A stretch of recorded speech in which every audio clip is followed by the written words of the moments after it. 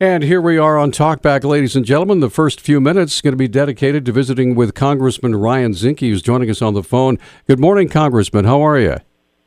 Great to be here, John. I think you do that so well. The lead-in, you should be in radio. I thought about it. I don't know, but anyway, Congressman, you visited with our John King yesterday and talked a little bit about some efforts to try to curb the EPA. It just seems like they're going wild right now. Well, it's not only EPA. It's the BLM. It's the sage grouse. It's across the board. And there's this mantra that Washington, D.C. knows best. They know best how to manage our wildlife. They know best how to manage our water, and I disagree. I strongly disagree. And these are rules being made by bureaucrats in Washington, D.C. that don't know where Montana is in the map. And if you don't know the difference between Missoula and Butte and Bozeman, maybe you're not the right person to be making these rules that affect Butte, Bozeman, and Missoula. And it's time to push back, and we can. And Congress, before the break, the House did our job, and we're hoping the Senate, and this is why I wrote the article, is I want our Senate partners to take up this issue and push the EPA back in the box. Now, you might want to just familiarize, let folks understand what this Waters of the USA edict from the EPA actually means. Well, that means they have oversight of intermittent streams and water bodies that are standing. And the definition of treasure, it could be a compound, but anything that they believe that connects into a greater stream or river, which, water flows downhill. So the danger is, of course, that every cow pond now will be under federal jurisdiction. In Montana, our water is sovereign. And if you want to judge how Montana handles their water, then judge the cleanliness of our water as it leaves Montana and goes to Dakota or Idaho. Right? And again, this is a lot of it's from people that don't know where Montana is in the map. You want to start picking on states with water quality, let's look at New York. Let's look at, and of course, the EPA head is from Boston. How's the water in Boston today? I can tell you, it's not as good as the Clark Fork. And I think that the key word when you're talking about where the old rule of navigable waters that we've been operating under for quite some time has had a couple hits against it, but recently the issue of where the EPA can regulate has been expanded, and under these new regulations, they're adopting some language from Anthony Kennedy. The significant nexus is the two words that you want to remember. Significant nexus, and this is basically an expansion that is, I think it's hard to gauge as the public. We don't really know how far the EPA would go with it because it's up to them basically to define what is significant and what is the nexus. I mean, it could be a hillside near a river. It could be a settling pond 10 miles away. And that's why a lot of people are worried about this new regulation, because it's potentially gigantic expansion of EPA regulations. Of course. And we've already seen floodwaters. What does that mean as far as the government looking at redoing floodplains? I mean, if you're in Miles City, almost the entirety of Miles City is in a floodplain. That's also arbitrary. And so it's kind of like handing over the keys to a criminal to your car. It's just not a good idea because you never know where that car is going to go. And this administration has had a number of cases that have been overreach. Immigration is one of them. The Fifth Circuit, thank God for the Fifth Circuit, stood up and said, no, what you did is illegal. And whether the president likes a law or dislikes a law, he doesn't have the authority to write the law. That's a separation of powers. And now you have the EPA that I strongly disagree with giving the EPA more power. I think decisions are best made by those that live there. And Montana does a pretty good job. I would say an excellent job with our water. We have clean water. The state does a good job. Ryan, but can I jump in here and ask a quick question? There was just a huge hubbub in the legislature over the Flathead Water Rights Compact. Does this EPA proposal, does it dovetail with the Flathead Water Rights Compact? Is there a juxtaposition there, or is it opposition to, or do we have any idea if there's any relation at all? I don't think anyone knows. And the Water Compact, the process has changed even since I became a congressman. The Water Compact will now go to the chairman of the Natural Resources, in which Department of Interior and Department of Justice will review it. And we may never hear from it again. Yeah, and then it'll come back to the chairman. So that process and how this relates to it, the federal government, under the way I read this overreach, is they will have a say on a greater say about cow ponds. They'll be able to determine what's in or out with their jurisdiction, whether it's a treasure, how big, whether it's connected or not to intermittent streams. They say, well, it won't affect irrigation ditches. How many times has this government said, well, don't worry, they say one thing and do the opposite? Sage grouse is an example. Oh, we really appreciate the state plan, is what they said. Well, then they ignore the state plan and do what they want to do. Have you heard much? It's fixable. I think Congress will stand. The first time that Congress stood was against this administration giving a nuclear weapon to Iraq, and I think that was the first time this president has actually been rebuked. And I believe there are other rebukes coming. And this is an issue, particularly in the West, that we're going to have to stand. Have you been hearing much feedback from just regular farmers, ranchers, citizens of Montana on the issue, or is this something that is mainly just being talked about in D.C. and at the state government level? I know, for example, Tim Fox sent out his opinion on these rules before they were actually codified back in November of last year. But are you hearing concern from in close locals? Contact with stock growers and the wheat growers and ranchers and pretty much every organization across Montana. We're all worried, and for a reason. It's unsettling, and it's an overreach. Again, water is incredibly important in Montana. It's our commodities, our recreation, it's our municipalities. Already we're seeing what happens in Eureka, Montana, when the federal government says, well, you gotta bring your source water up to an arbitrary line, an arbitrary standard, where the discharge on their system is now cleaner than their intake. And of course, there's struggling communities in Montana like Eureka that can't afford $1.5 million filter system, which is unnecessary because, again, I think it comes from the mantra that these folks,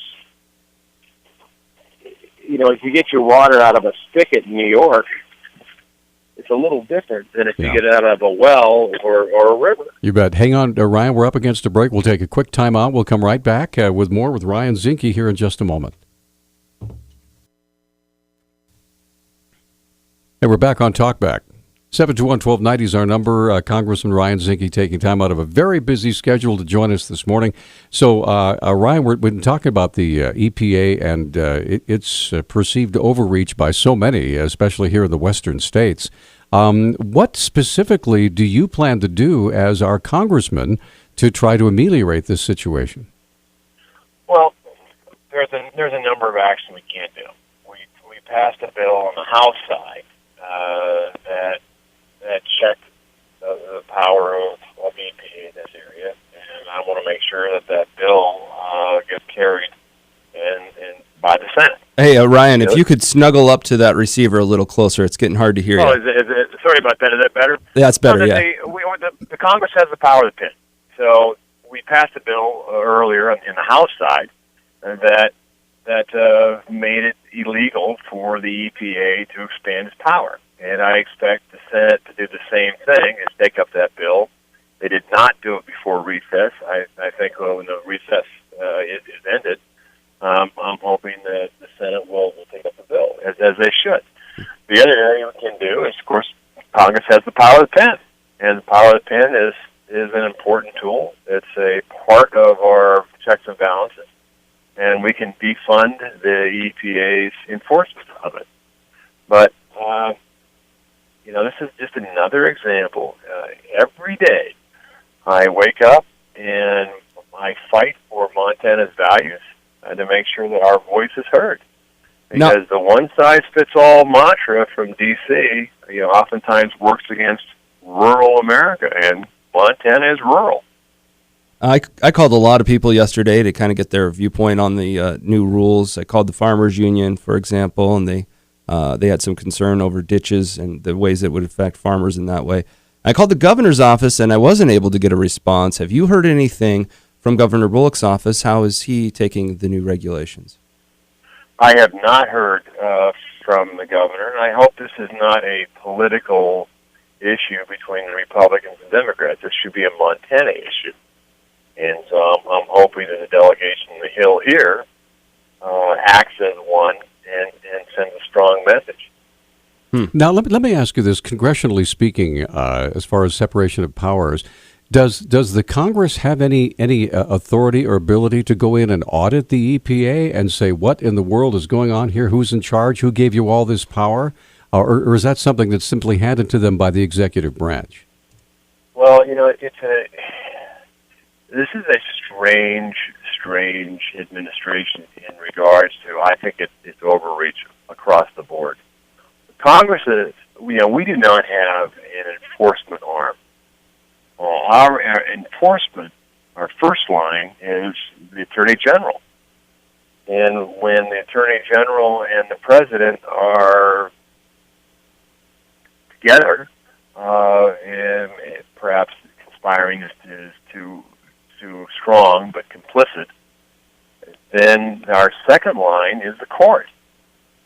And the court generally takes 18 months to 24 months. We're going to win in court.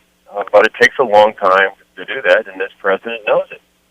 As clever as our founders were, and they were enormously clever, I don't think they ever perceived of a president that would be lawless and at times unconstitutional, and yet so popular.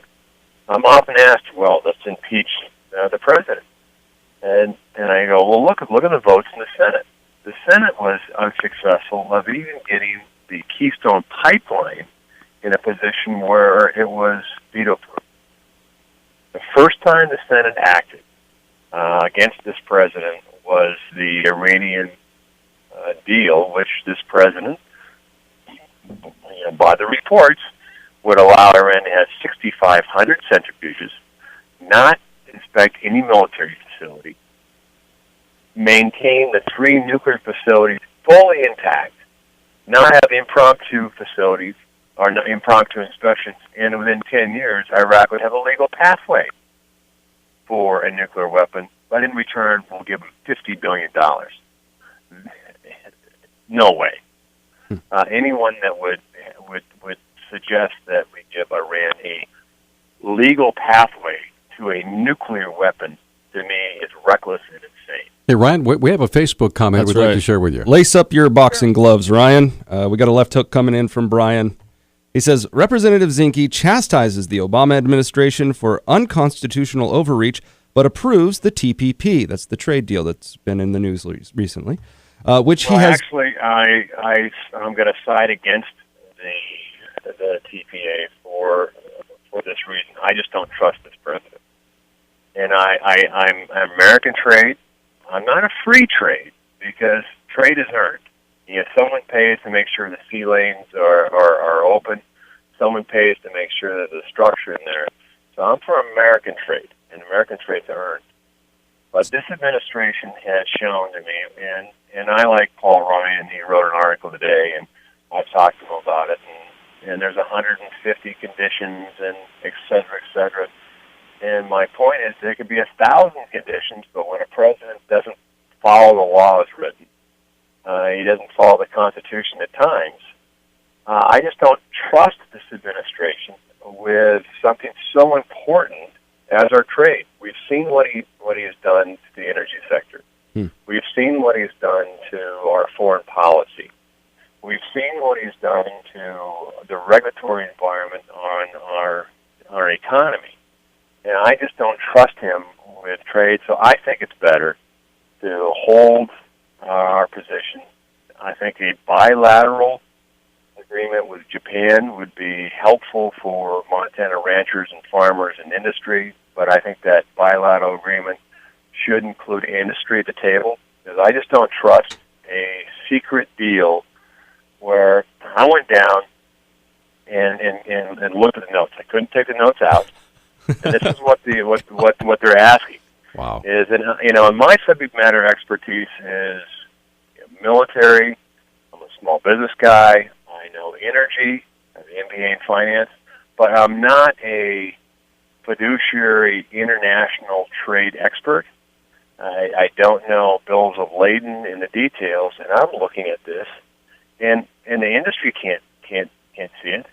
So I don't think we have the expertise just to look at the notes and not be at the table. I got to ask you to add some novelistic flair to the secret room where you read the document. So what is it like? Is there like a giant manuscript on the middle of like a gold table or something like that? No, there's it's in the bottom of the Capitol. You sign in, sign out. That's where the classified briefing.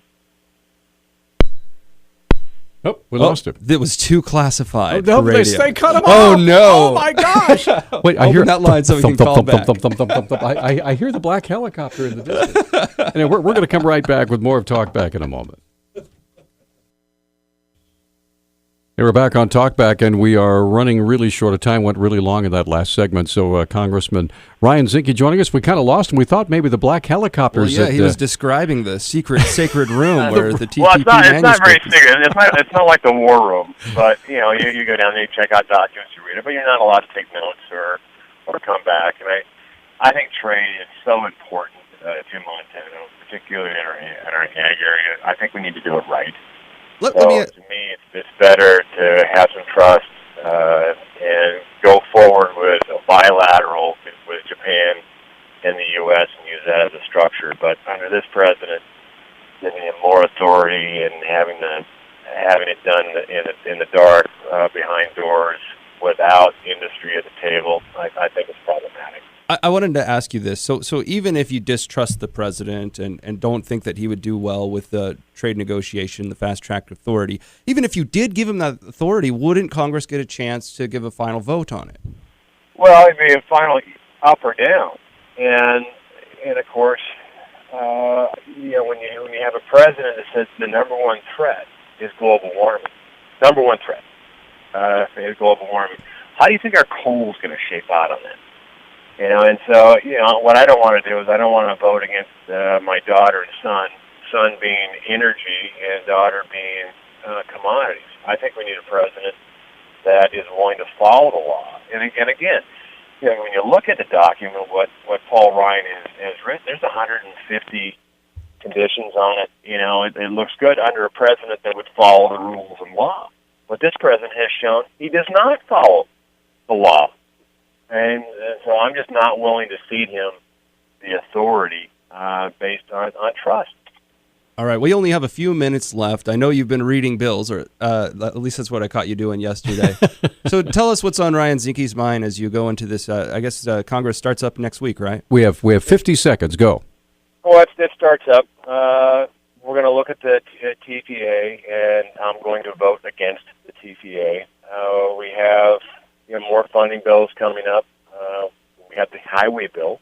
We've got to figure out a plan and prioritize our highway bill so we can build highways and infrastructure. This is what government should be doing. Okay. Every day is the same. It's checking the federal government's power to make sure that our Montana values are articulated. Gotcha. Hey, Ryan, we've taken enough of your time. Thank you so much. Best of luck in get unburied from paperwork. Have a great day in Montana. Thank you, sir. Any day in Montana is better than the best day in D.C. All right. Thank you, sir. Appreciate that. That's Congressman Ryan Zinke, and we'll be right back. We have a special guest coming up on the Montana World Affairs Council on the radio. All right, welcome back, everyone. We are shifting gears now. I want to say thank you to Congressman Ryan Zinke for sparing a half an hour of his desk time while he was wading through all the things that are on his desk. We appreciate him being with us today. But right now it's time for the Montana World Affairs Council on the radio, and we were just kind of kicking it around, Bob. Just how, almost three and a half years? Oh, gosh, no, Peter. It's probably, we were trying to figure this out, every bit of 4 years. Wow. And maybe even getting closer to 5 years. And look at you. You haven't aged a day. Oh, no, just as spry as when I walked in here. Huh? All right, now we have a special guest in studio. We're visiting with Dr. Jeffrey Renz, who's clinical professor of law and at the University of Montana School of Law. And also, what we're going to be discussing today is the fact that Dr. Renz has been honored as a Fulbright Scholar to the Republic of Georgia during 2013 and 2014. First of all, welcome back. Well, thank you, Peter. It's great to be back on. I know this is not your first time on the rodeo here or on the radio. It is not. And we appreciate you taking the time to be with us. You bet.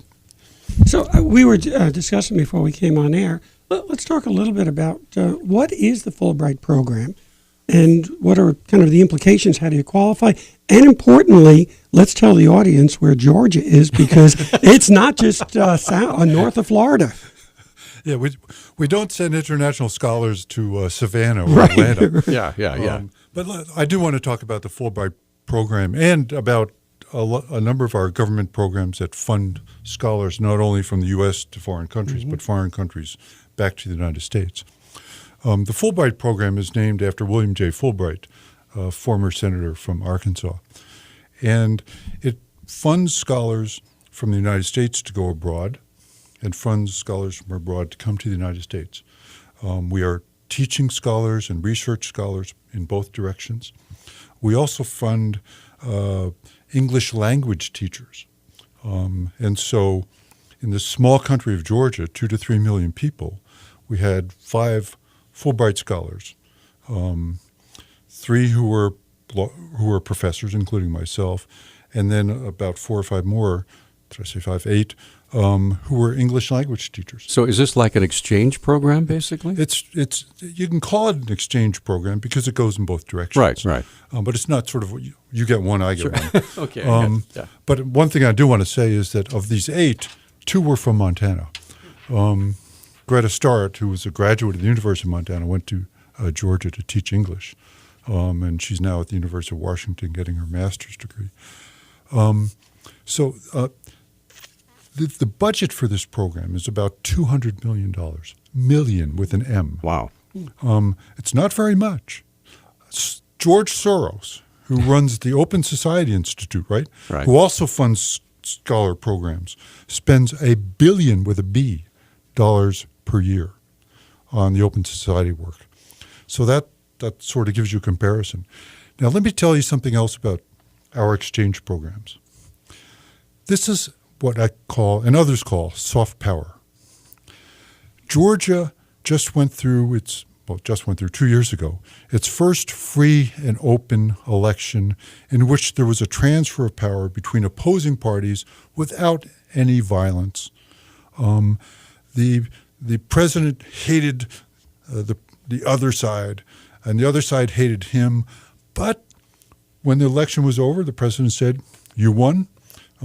It's now your job to run the country."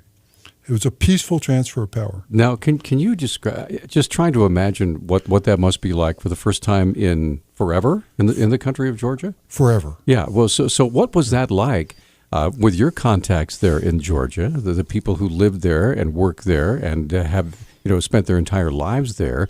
What was that like, as opposed to having somebody run a gun in your head saying, "Here's how you're going to vote," or "There is no vote," or what? Well, you have to put it into context. Georgia's been an independent country since the collapse of the Soviet Union in 2001. Since that time, we're talking about corrupt elections. We're talking about vote buying. We're talking about tossing votes out and stuffing ballot boxes. And so what they called the Rose Revolution of 2004, throughout the old guard, brought in a government that was largely 40 years old or under.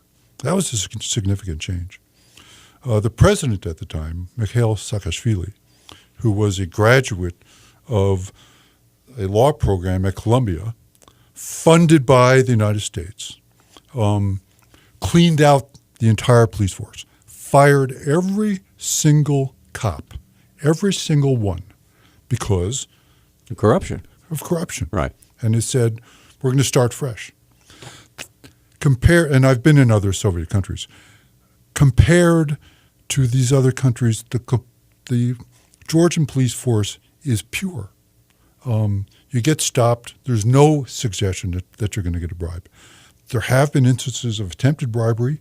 Those cops were fired, just like that. So, Jeff, I've got to ask you, when you're talking about what worked in Georgia with the police, Yeah. how does this? What's the difficulty in other countries where this may not have worked? In other words, was there something unique about what happened that allowed this to take place versus the difficulty of having this happen in other countries? And that brings us back to the U.S. exchange program. Okay. Half of the people involved in the Georgian government, in Georgian civil society, have been to the United States under some, whether it's a Soros program or an American-funded program. They have been here, seen what we do. They've been educated here. They've participated in civil society programs here. They have participated in how to be a government official programs here. And the elimination of that entire cadre of 40 or older apparatchiks, the old Soviet people, changed things in Georgia. That did not happen in the other Soviet countries. We're going to take a little break, come right back. 721-1290. Dr. Jeffrey Renz with us this morning, professor of law and Fulbright scholar from 2013 to 2014 in the Republic of Georgia. I would love to have your phone calls with your thoughts and comments. 721-1290 is our number. It's the Montana World Affairs Council on the radio. We continue in a moment. It's Talkback. 721-1290 is our number, 1-800-568-5309. Now, John King, Bob Seidenschwartz, Dr. Jeffrey Renz, who's with us. It's Montana World Affairs Council on the radio. We've been doing this for, a long time now, and it's just getting bigger and better. So, John, go ahead, please. Yeah, when Peter says it's been here for a long time, you know it's vintage. That's right. I had a question for you, and it has to do with the situation of Georgia. We were talking earlier about how they fired the police force to get a new system, a rule of law. You said it was much better than other Eastern Bloc countries that you had toured through. Well, let's not say Eastern Bloc, former Soviet Union, sorry. And I guess my question is this. How much of the destabilizing force for Georgia was the countries that are near it? For example, Turkey and Russia, with different interests and a lot more power, playing influence on Georgia. Okay, well, let's first talk about where Georgia is. If you know where Turkey is, if you look at the landmass north of Turkey, that small, narrow land bridge, those are the Caucasus Mountains. Two ranges, the Greater Caucasus, the Lesser Caucasus to the south. So north of Turkey is Georgia. North of Georgia is Russia. East of Georgia is Azerbaijan. And southeast of Georgia, really south of Georgia, is Armenia, another former Soviet republic. So Georgia's biggest and toughest and most influential neighbor is Russia. Russia invaded Georgia in 2008. And of course, Georgians aren't happy about that. There are nearly 500,000, 500,000 internally displaced Georgians living in Georgia proper now, who were thrown out of two Georgian provinces as a result of the invasion. And this is a country of only 2 million, 3 country million of only people. 2 or 3 million Right, people. so that's significant in terms That's of... pretty significant, yes. You know, I think a lot of people, when you hear about Putin and Russia and all these things, like a lot of people don't realize that this stuff occurred, that there was an invasion force that actually went into a neighboring country. What was the backdrop behind that? Could you go into some of the reasons why Russia was interested in Georgia? And are they the main reason for Georgia having a difficult time, as you said, getting a regular process of power from one to the next? I think Mr. Putin just lost his shirt and he had to go find it. But that's a lot of questions. First, let's talk in more general geopolitical terms. There are two what we call frozen conflicts. One is Georgia, the other is Ukraine. When you've got a frozen conflict like that, it makes it very difficult for that country to become part of the EU or the NATO bloc, right? Can you specify what you mean by a frozen conflict? Okay, so we've got this situation in Georgia that's unresolved. Russian soldiers on Georgian territory. Russian soldiers, even though they deny it, on Ukrainian territory. And nothing's happening. This is just sort of sitting there, simmering, right? And so Georgia says, well, we'd like to be part of NATO. Well, of course, if you join NATO, the rule is attack upon one is attack upon all. And so if that simmering conflict breaks out, NATO becomes involved. And so NATO says, well, let's get these issues resolved first. That's the frozen conflict. And the effect is to keep Ukraine and Georgia out of the NATO bloc. So you mentioned Azerbaijan, Turkey, Georgia. Are they, meaning Georgia and Azerbaijan, which one has some of their own energy resources? And how does that play possibly into this conflict in terms of pipelines and who's supplying what to whom? That's a very good question, too. Georgia does not have much in terms of natural resources. Its best sort of natural resources, water and elevation. Georgia begins at sea level and goes up to 16,000 feet in a country the size of South Carolina. And so they've got hydropower resources. Oil and gas, very little, negligible. Azerbaijan, on the other hand, has significant oil and gas reserves. Georgia, however, is the corridor. it's a land bridge. It's a land bridge. Right, yeah. And so about 10 years ago, the British Petroleum built a pipeline from Azerbaijan through Georgia, through Turkey, and that is the only currently existing oil pipeline that goes from Central Asia that does not go through Russia. Wow. So it's prime competition for Russia. Yeah, so it's significant competition for Russia. So hold on, because every time Russia wants to do something to the countries of Eastern Europe or Europe itself, it just turns off the tap. So basically, what I hear you saying is it was a strategic move for Russia to move troops both into the Ukraine and into Georgia, knowing, or perhaps it's accidental or serendipitous, really, that they have these troops here, which keeps them from joining NATO or joining the EU, which is helpful to Russia. Or was that Russia's plan when they went ahead and invaded? It's not quite that simple. Okay. And let me be clear. It doesn't prevent Georgia or Ukraine from joining the EU. All right. That process is ongoing. Okay. And just last... Because that's not a military type. That's not a military organization. Right. So that process is still ongoing. There's been a recent agreement signed between the EU and Georgia, which is intended to bring Georgia closer to the EU. Go ahead. So I'm trying to remember the question. You were talking about whether or not it was planned for the frozen conflict in order to... Right. So we have to think about two other things. South Ossetia, which is a Georgian province that Russia currently occupies, controls a tunnel through the Caucasus Mountains. There are only 3 ways to cross the Caucasus.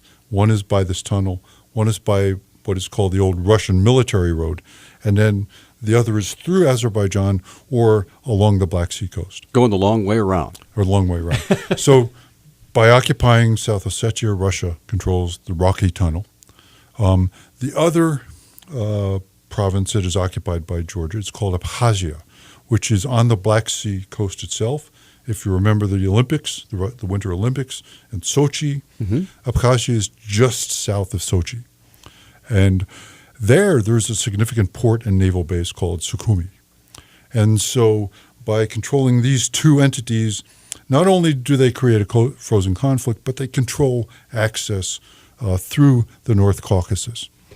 That becomes significant because there's an ongoing conflict between Armenia and Azerbaijan, and the Russians support Armenia.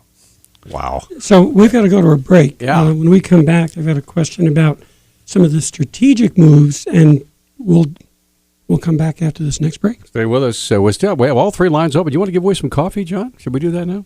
Yeah. Let's do that. We haven't erupted into conflict yet, but we still have time to give away some Rocket Coffee from the Garden City Garden Supply, their little coffee stand there. Free coffee, free toast, and I hear if you show up every week, they're giving away 2 tickets to the Dave Chappelle Show. Yeah. So that's whether you win the coffee or not. Count this as your free entry into the Rocket Coffee booth. All you have to do is call 721-1290. You don't have to figure out what to do with Georgia and Russia. All you have to do is call 721-1290. First call is the winner for your free coffee and toast. It is Rocket Coffee. it is a unilateral decision, ladies and gentlemen, and off go the phones. We'll be right back.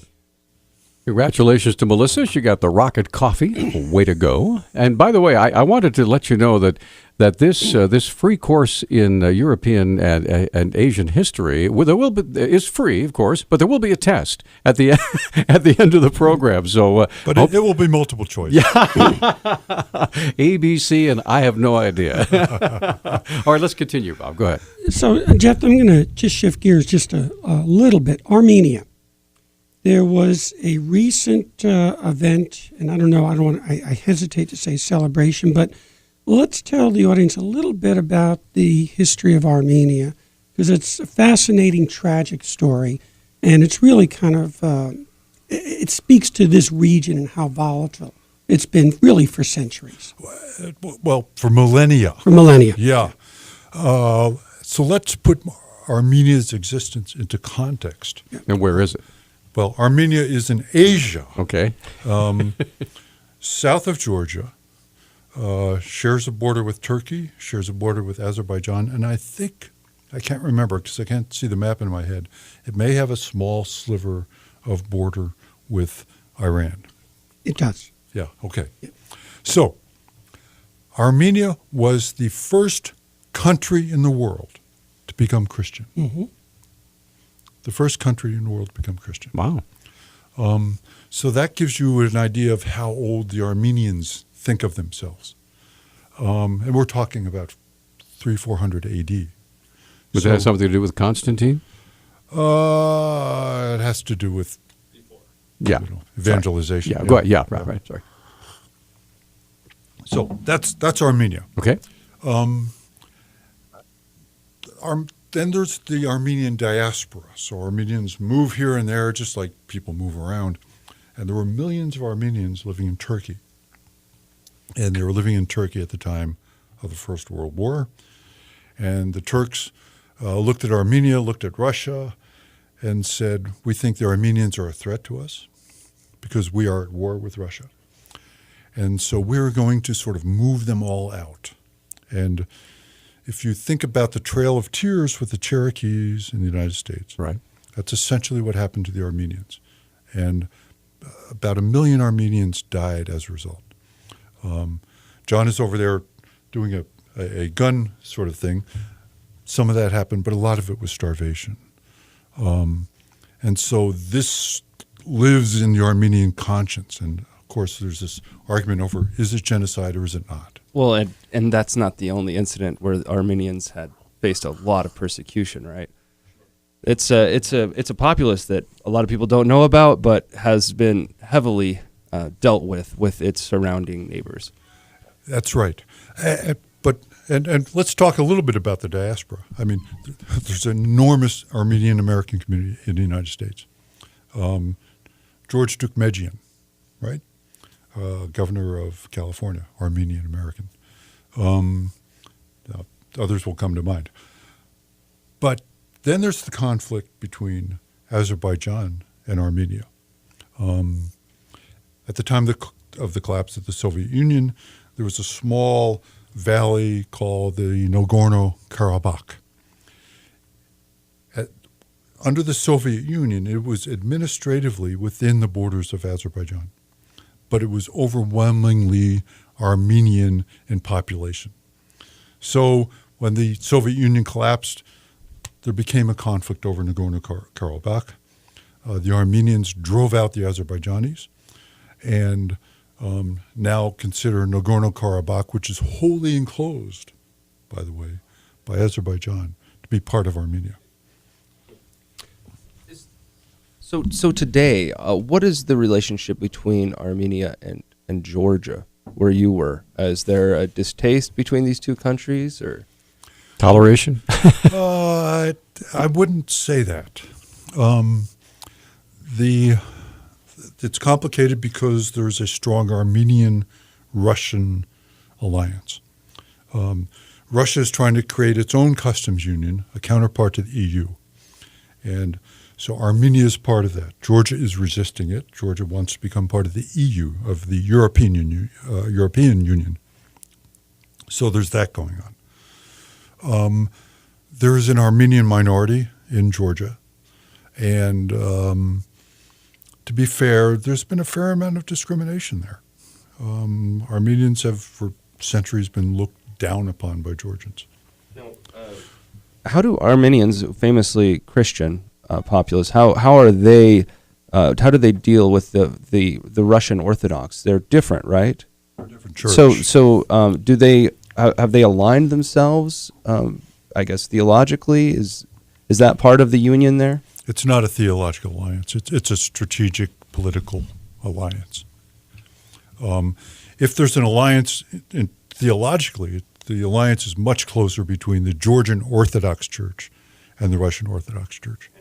Okay. So, Jeff, we got to go to a break, but when we come back, I want to talk about how does Turkey kind of fit into this, because there's some strategic as well as very strong political interests that we have that are affected by these countries in this area. Because after all, one of the purposes of this program is to bring all this right here home to the USA and eventually right here to River City. So we're going to come right back with more of Talk Back in a moment. Thanks for joining us here on Talk Back, Montana World Affairs Council on the radio. We have lines open at 721-1290. Right now, though, we're getting a very interesting lesson on what's going on in another part of the world. Dr. Jeffrey Renz joining us this morning, clinical professor of law and a Fulbright scholar to the Republic of Georgia during 2013 and through 2014. Go ahead, John. Yeah, I wanted to bring it home a little bit. We've been talking a lot about Georgia and Armenia and Turkey and Russia. I wanted to know what you thought about, you've been over there as a kind of an ambassador, so to speak, a mini ambassador, literally, a soft power. Yes. Literally, you were an ambassador. I mean, not like ambassador to Georgia, but I'm a representative of the United States as a Fulbright scholar. Exactly. Yeah. And so I guess my question is, how do you think the U.S. is handling its relationship with Georgia amidst this power struggle between these countries? Obviously, there's some animosity right now between the U.S. and Russia and pretty much everybody else. So I wanted to get your take on the way that we're dealing with that situation. Well, that's an interesting question, especially in light of recent events. Just before the Russian invasion, George W. Bush in 2006 went over to Georgia, and there was a big celebration in Freedom Square, the biggest square in the capital, Tbilisi. And President Bush said, "Yes, we stand with you, and we will be behind you, and we will support you." And then the invasion happened, and we weren't there. Last month, we sent over 300 soldiers to participate in joint exercises with the Georgians, a training exercise. That's probably as large a number of American soldiers that have been on Georgian soil in probably ever. We've been training Georgians for a long time. Georgians have fought and died alongside of Americans in Iraq and Afghanistan. They've sent units over there to support us. Even though they are not a member of NATO, they've done this. So we owe them a debt. And with respect to the relations between Georgia and Russia, and Russia's coercion and use of hard power, I think it's important that we stand up and say you can't do that. Is it more than just troops? I mean, are we giving them arms. And you said it was a frozen situation. There were Russian troops in Georgia. So do they just kind of watch us do their training exercise? I mean, that's part of the point, right? Well, they're not Russian troops throughout Georgia. Okay. Just in the province of South Ossetia and just in the province of Abkhazia. They don't have free run of Georgian territory. In strategic points. At strategic points. Okay. Yeah. So, Jeffrey, I want to go back to how we started this discussion with soft power and the purpose of you going there. And off air, we were discussing what benefits do we derive here in the United States and in Montana. And from a policy standpoint, would you be an advocate for even more funding for this type of soft power in terms of actual return on investment? I not only would be, I have been. Okay. I think we should spend more money on soft power. Now, the problem with funding programs like this is that we're talking about long-term effects. When I say half of the Georgian government, half Georgian civil society, encompasses people who have come to the United States for education and training. We're talking about a program that goes back almost 25 years. And even before that, because we brought Georgian people over during the period of the Soviet Union. Just think of the simple return on this. Georgian military units participating alongside us in Iraq and Afghanistan. They have no interest in those countries, but they were there for us. It means that we have. Forgive me. Are they specifically looking for a quid pro quo, or is it something that they say, hey, we were there, you owe us, or is it something we're just as honorable people we're just supposed to know that? A little bit of both. Okay. Not really quid pro quo. It's the understanding that if you have a military, you can have a trained military or you can have a well-trained military. And so by engaging in combat operations, they create a well-trained military.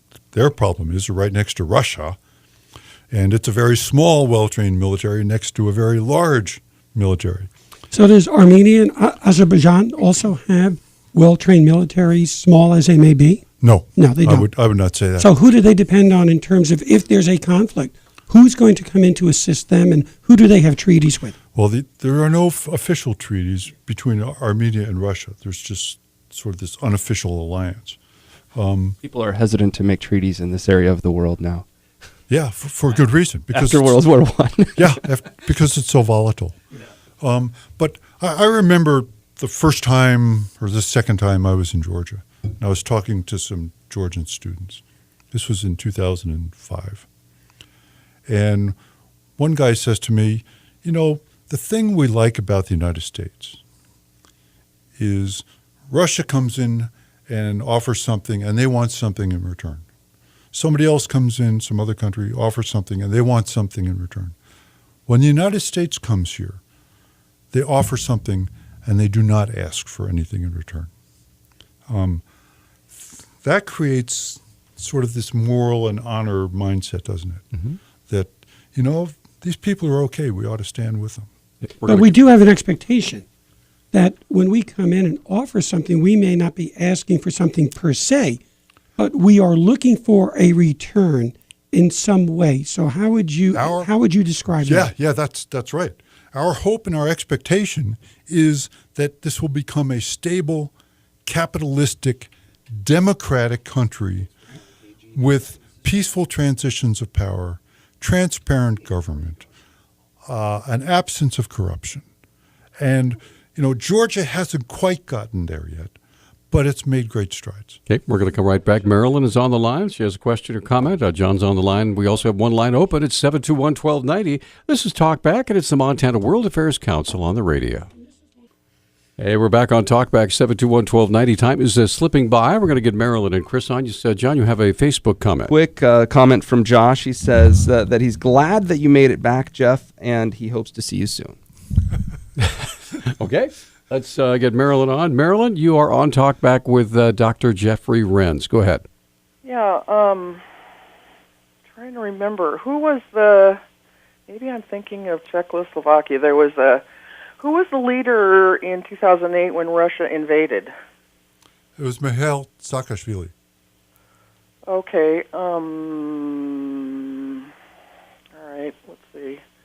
Maybe it was Czechoslovakia then. There was a leader there that used to give really good conservative speeches and sounded like a founding father and loved America, and he was taken out, and I think they were invaded. Do you remember if it was with a poisoning? No, I don't think he was killed. I'm having trouble remembering his name. I think his name Klaus. I don't know. Okay. Well, call back. Feel free to when you remember. Thanks. All right. So okay. Thanks, Marilyn. Chris, you're on Talkback. Go ahead, please. Hello, Chris. Oh, hello. Hi, Chris. Go ahead, please. Hi. I met a woman from Georgia a couple of years ago, and she had mentioned to me that especially after the invasion, the church, the Orthodox Church, became the hub of society in Georgia. And I'm wondering if the Georgians have fought alongside us, partly due to their Christian identity. I would not say that. We're talking about Georgian Orthodox, and we're not talking about a Protestant situation. I would have to say that the head of the Georgian Orthodox Church would look at the United States and say we're heretics.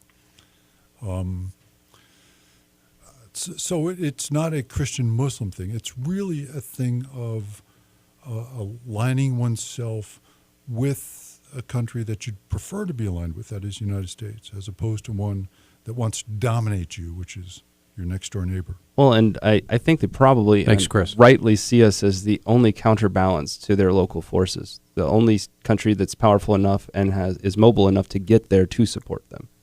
And I don't think it's quite that, because of the difficulties of getting there. Yeah. Right, but I mean, every country has that problem. Sure. But U.S. has the fastest path to get We there. have the fastest path. So, I mean, really the only counterbalance, and really there is not, if Russia wanted to take over Georgia tomorrow, they could, I think, right? Yeah. And we would have to respond to it, if anything. So I think that they're making the best play that they have, but they have a really bad hand of cards. The Georgians, Yeah. yes, yeah. I think that's a good way to say it. So that's interesting what John just said. Let's say if Russia decided to get belligerent and say, you know what, we're tired of being segregated in two little parts of Georgia here. We're just going to take over the whole thing and basically just thumb your nose and say we're going to do this. So what are you going to do about it? I mean, could that possibly happen? Well, here's the scenario that I foresee. Okay. So conflict becomes hot between Armenia and Azerbaijan. And as I said, there's an alliance between Russia and Armenia.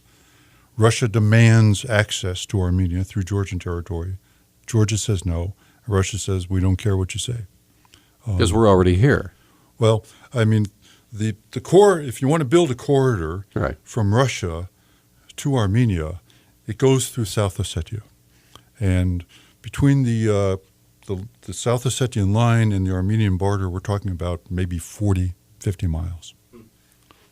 What lights the spark between Azerbaijan and Armenia? Well, the spark's already there, and the fire's been burning at a low. Can you explain that to us? What's the This is the conflict over Nagorno-Karabakh, which is a province within Azerbaijan proper. It's claimed by both. That is claimed by both, but controlled at the moment by Armenia. So Jeff, who, if anybody, is a third-party arbitrator in helping to settle this issue, or is this taking place basically being negotiated between these two countries? The Azerbaijanis and the Armenians are not talking to each other. Yeah. They're shooting at each other. Right. And not at a high scale. I mean, there are occasional outbreaks of shooting between the two sides. If it's going to be mediated at all, it'll be mediated by someone from the European Union. Okay, and with that, we're up. We have one more 1 minute break, And we have all three lines open. You want to visit with Dr. Jeffrey Renz, talking about his very deep knowledge of what's going on in Georgia. And we really appreciated his expertise being with us today. In fact, he was a Fulbright scholar there. So we're going to come right back after this 1 minute timeout.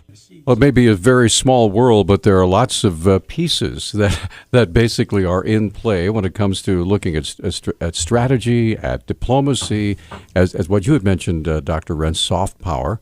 As opposed to the use of hard power. Soft power in the long run, much more effective, but hard power gets all the headlines, right? That's right. So, and we need to do more about soft power. It doesn't give you immediate returns. I mean, we've had Fulbright scholars. It's like investing in the long run, right? It's investing in the long run. We've had scholars come to the U.S. We've had students come to the U.S. from Libya, from Egypt, and we haven't seen that return. But we haven't seen that return yet. What we're talking about is building a sufficient foundation within a country so that they can operate through a civil society as opposed to operating through a tribal society or a clan-oriented society, which is what we see in these countries right now. It's what we see in much of the Central Asian countries that are the former Soviet republics. Very clan-oriented, very tribally oriented. What I hear you saying is a lot of this has to begin with sheer education, with an opening of the mind to new ways of thinking from the way that they've been raised. Absolutely.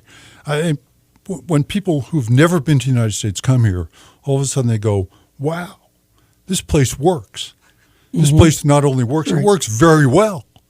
And they ask, why does it work? And they look around and they see, local civil and civic organizations.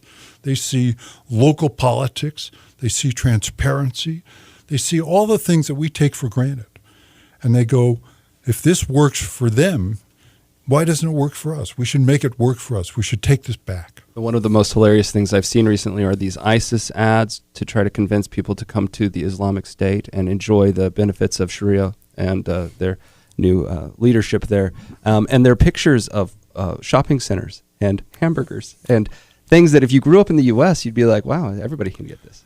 Yeah, and that's interesting because the Sunnis in Iraq say better ISIS than the Iraqi government. How strange is that? All right. Yeah. Let's get. We have a call on. Let's get this mic on. Mike, you're on with Dr. Renz. Go ahead. Hi. Thanks for taking my call. Just a quick comment about Iraq. We held a tyrannical dictator who invaded his neighbors, violated terms of a ceasefire. We held him accountable, went in, took him out, and we're on the road to victory, on the road to nation building. I still remember all the videos of Iraqi citizens with their fingers in the air with the ink, and they were joyous.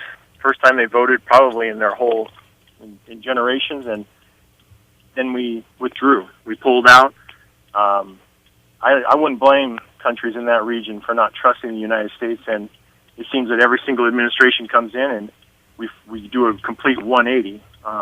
We come in, we start the nation build, we start to build up societies there, and then through the whims of a few activists, in my opinion, we withdraw, we surrender our gains, and nobody trusts us. Okay, well, let's get Dr. Renz to comment. Go ahead. I think that's a reasonable comment. I would, however, move the clock back a little further and say that before you engage militarily, you've got to understand that you've got a long-term commitment to that country. And I don't think we did that when we invaded Iraq. We were not ready to say we are going to be there for 40 years until they're stable. Remember what happened back then. General Shinseki came in and said, if you're going to invade, this is what it's going to cost you. And they didn't like the answer, and they fired him. They essentially fired him. And in fact, he was 100% correct. Jeff, I would add to that our conversation about soft power. We were woefully unprepared to understand once we took Saddam out, the cauldron that existed that he kept a lid on. He kept a lid on it. Right. And we were, from everything that I've heard, we didn't understand. We didn't have people that spoke the language. We didn't understand the tribal issues. We didn't understand the Sunni Shia, which goes back to kind of the point of having that base built in this country about people that understand other cultures. That's the very point. Once you've built that foundation and you go in and that foundation exists, those are the people who hopefully will run the country. Right. And they will understand that if you are a Shia in the government, you've got to take account of the interests of the Sunnis. And that's not taking place now because no one knows. Exactly. And so do your loyalties lie? Yeah. They lie to your family. They lie to your tribe. They lie with your clan. And that's where your first loyalties lie. That's not a civic society. Yeah, go ahead, John. Back to Georgia. Rena on Facebook wants to have you expound on the influence of BP. You had mentioned the pipeline going through. What role do they play? Yeah, we got about 2.5 minutes. Does Arena's last name start with D? No. Oh, good. Okay. Because it's not my wife. Okay. All right. Do you have debates about big corporate energy? What is the role of BP? Well, BP built a pipeline, and the pipeline is operating within Georgia proper. It employs Georgian nationals. I've got a good friend who is a regional manager within BP. My wife was an archaeologist when they were building the pipeline. She walked the pipeline route and identified archaeological sites, and often had the pipeline rerouted around them. So BP doesn't play a big role in Georgian politics. The church is probably the most influential entity within Georgia. Okay. So we have about a minute and a half left. So go ahead, John. Another question. This one's from Katie. She says, how much, if any, does Georgian history during the Stalin era influence current relations and attitudes between Georgia and Russia? That's a good question. It's not just the Stalin era. It's the entire Soviet era. So there's still a number of people who remember the good old days when there was no unemployment, when they still have access to health care. And so there's still this sense of Russians are our brothers. Russians are Russian Orthodox. We are Georgian Orthodox. We have that connection. It goes back before the Soviet Union to the 18th and 19th century when the Georgians said, come save us from those evil Turks and those evil Persians who are going to change us and turn us into Muslims. So there's been a long relationship with Russia. It's not been it's been punctuated by bad times. Sure. Yeah. Okay. Well, unfortunately, we're out of time, and I thank you so much for an hour of your time. And I don't know about everybody else out there. I've learned a lot, and this has been very, very helpful. So we will do this again in the very, very near future. The Montana World Affairs Council on the radio tomorrow. John, what's coming up? Talk about the Heroes at Home barbecue coming up this weekend. Also, a little bit about another radio station in Missoula. Okay. You guys stay with us, and hopefully you'll join us tomorrow morning at 9 o'clock, because Catching the Big Ones is on from 8 to 9, and then Talk Back from 9 to 10. Have a great day, everyone.